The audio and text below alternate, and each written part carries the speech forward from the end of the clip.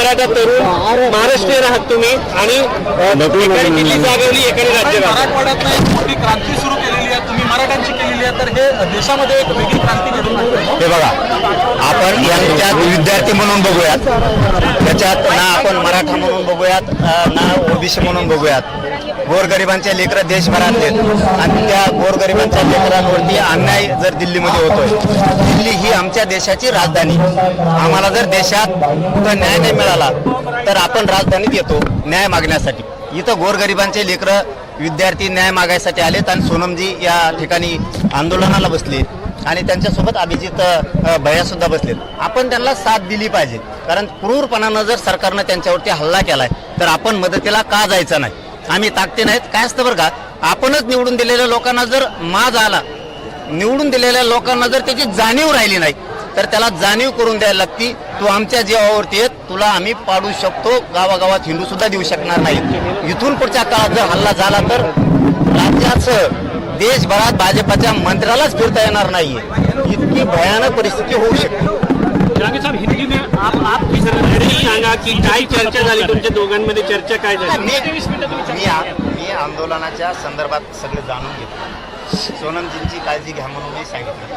विद्यार्थ्यांनी शांत राहावं, याच ठिकाणावर शांत बसावं. आपण संसदेकडे जाऊ नये, कारण आंदोलन मोडण्याचा प्रयत्न करत असतात. आज या लेकरांची, या पोरांची इथं पोरं बसले, त्यांची तळमळ आहे आणि आपल्या एखाद्या निर्णयामुळं त्यांची तळमळ मोडू नये. शांततेत जर राहिलं तर न्याय मिळतो.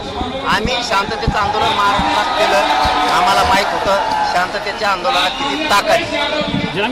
हिंदी में थोड़ा सा अगर आप बोल पाए, क्या समर्थन, कैसे समर्थन करें? आप हिंदी में पूछे, वो मराठी में बोलेंगे.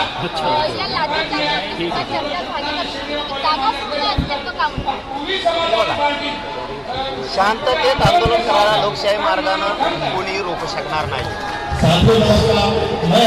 जागा सोडली तर हे सरकार हल्ला करतंय, पुन्हा बोलून टाकतंय. जनता मंदिरची जागा ही आंदोलनासाठी, त्या ठिकाणी आपल्याला शांततेत आंदोलन करायला कोणी रोखू शकत नाही. शांततेत आंदोलन रोखायचा प्रयत्न केला तर यांना आपल्या गावात येता येणार नाही.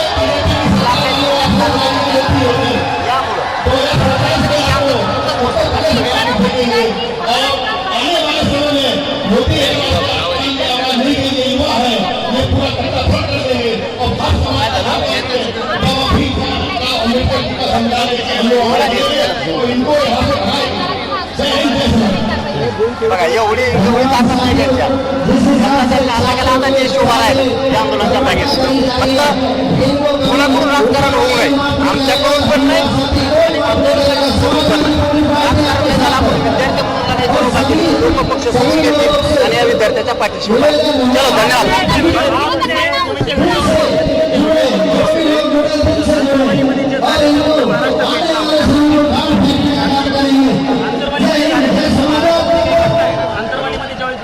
लोकांमध्ये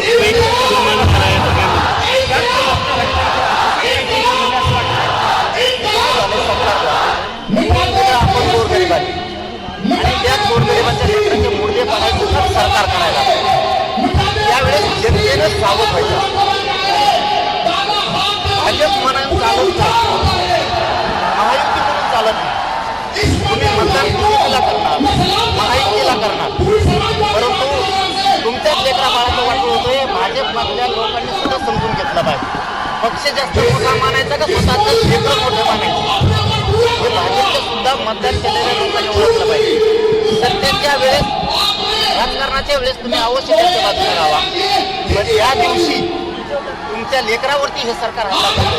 त्यावेळेस पक्ष बघू नका, सर लेकरं बघा. हे खूप महत्वाचं आहे देशासाठी. आता काय आहे, त्यांचं निवेदन आहे. आमच्या आंदोलनाची पद्धत वेगळी, त्यांची वेगळी. हे सांगते या पद्धतीनं आंदोलन करावं लागत असतं. हे ज्या ज्या वेळेस सांगते त्या त्यावेळेस आम्ही येऊ, असं त्यांना आम्ही शब्द दिला. पाटील, पण एक प्रश्न असा आहे की हे आंदोलन अधिक सर्व समावेशक झालं पाहिजे असं वाटतं का? म्हणजे छत्रपती शिवाजी महाराजांचा फोटो पण व्यासपीठावर, मंचावर असला पाहिजे, बाबा, म्हणजे सर्व समावेशकतेकडे गेलं पाहिजे आंदोलन. मी या आंदोलनाकडं विद्यार्थी म्हणून आलो. त्याची भूमिका असते, आपण कोणाला भूमिका सांगू नये, हे करा. मी स्वाभिमानी हे कट्टर आहे. मी माझ्या पद्धतीनं लढत राहणार आहे, पण मी आज इथे विद्यार्थी म्हणून आलोय. फोटो लावणं न लावणं हा ज्याचा महाराष्ट्रामध्ये विविध ठिकाणी भविष्यामध्ये जर असं आंदोलन झालं पुन्हा तर तुम्ही त्या आंदोलनामध्ये सहभागी होणार का? त्यांनी जर हाक मारली शांततेच्या आंदोलनाला तर मी येणार. जरांगे साहब दिल्ली आने वाले हैं, दिल्ली में आंदोलन करेंगे, धमकी दे दी है सरकार को। आणि सरकारने फार मोडूनच काढलेत लोक, त्याचं काय. मी आता नुसती धमकीच दिली, फक्त तुम्हाला महाराष्ट्रात आणि देशात करून द्या धमकीच दिली. पण दिली कधी तुम्ही हाणल्या. आता तुम्हाला जर एखाद्याने चापट लावली, तुम्ही गप असताना बूम फेकून आणता ना टकोर आहेत त्याचे. आमचे लेकरं गोरगरिबाच्या खेड्यातून आले आणि तुम्ही इथं दिल्ली आमची राजधानी आहे, दिल्ली म्हणजे प्राण आहे या देशाचा. इथं तुम्ही आमच्या लोकांना जीव घालायचं सोडून दांड्याने मारायला लागला. तुम्हाला कशी सुट्टी देणार राव? निवडून देणारे आमचे मायबाप आहेत तिकडं देशात, आणि ज्या मायबापांनी निवडून दिलं त्यांच्याच पोरांना आणि पोरींना तुम्ही तर मारायला लागलात. शांत बसणार कसे? क्षत्रिय मराठी आहेत, आम्ही शांत नाही बसू शकत. तर महाराष्ट्रात पण आंदोलन होईल याच्यावर. अरे, बहुत अच्छा लगता है सुनने में। हिंदी शिकलो का पहिली बाईट तुम्हाला?